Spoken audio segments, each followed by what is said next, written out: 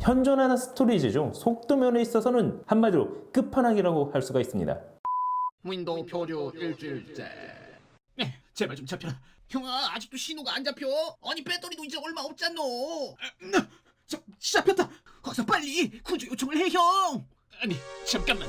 오늘은 평일에도 야, 이 미친.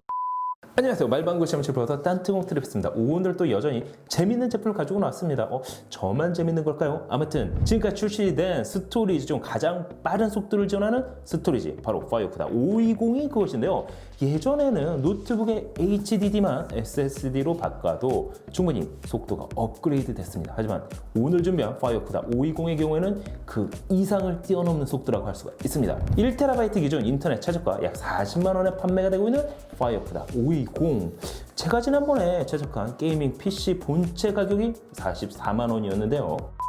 본체 가격 하나에 스토리지 하나, 하지만 고사양 워크스테이션, 고사양 게이밍 PC를 준비한다면 충분히 빠질 수 없는 아이템임은 확실해 보입니다. 과연 최고 속도를 자랑하는 PCI 4.0 기반의 파이어쿠다 520은 어느 정도까지 속도를 보일까요? 궁금하지 않으세요? 그럼 지금부터 리뷰 들어가도록 하겠습니다. 고고고! 자, 오늘 테스트해볼 제품은 바로 시게이트에서 출시한 파이어쿠다 520 PCI Gen 4 SSD 1TB 모델이 그것입니다. 제조사 스펙에 따르면 최대 순차 읽기 5000MB/s 그리고 쓰기 속도는 4400MB/s로 나오고 있습니다. 일반적인 SATA 3 방식의 SSD는 평균 읽기 속도가 500MB/s 그리고 쓰기 속도는 400MB/s의 속도를 보이는데요. 솔직히 이와 비교하면 거의 10배 정도의 속도 차이라고 할 수가 있습니다.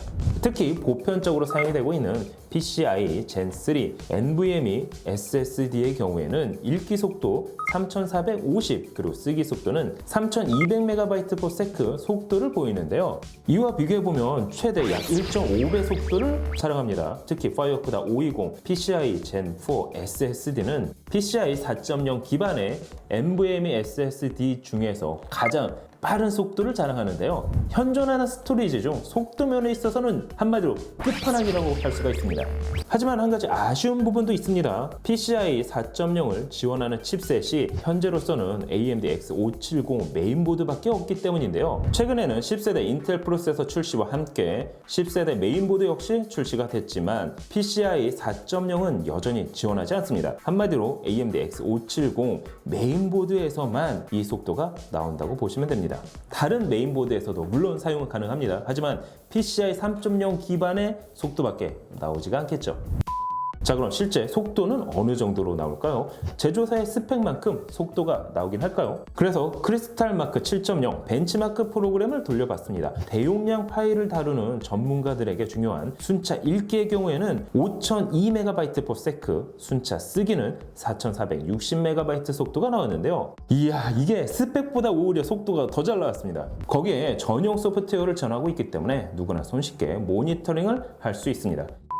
하지만 한 가지, 파이어쿠다 520이 아무리 빠르다고 해서 만능은 아닙니다. 파일 전송 시 우리가 흔히 사용하는 SD 메모리 카드나 기본 HDD가 파이어쿠다 520만큼 빠르지 않다면 전송 시 제 속도가 나오지 않는데요. 쉽게 말을 해서 물을 받는 용기는 크지만 주전자 입구가 작다면 당연히 물은 천천히 들어갈 수밖에 없겠죠. 이해하기가 참 쉽죠. 참, 말방구 실험실의 리뷰란.